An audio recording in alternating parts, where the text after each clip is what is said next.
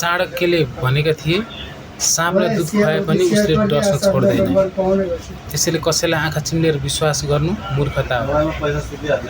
गीताले भन्छ, कर्म गर, फलको आश नगर।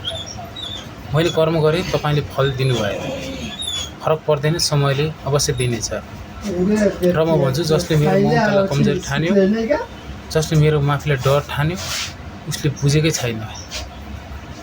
हिरा माटोमा पर्दैमा मूल्य घट्दैन।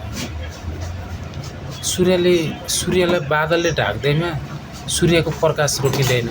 र सिंह एक्लै हिँड्दैमा सिंह कमजोर हुँदैन। म चुप थिएँ किनकि म सभ्य थिएँ, र अब म बोल्छु किनकि बोल्न समयले नै लगाउँछ। जब म बोल्छु, तिम्रो तर्क होइन, तिम्रो घमण्ड नै चुप रहन्छ। जय मिसन 87।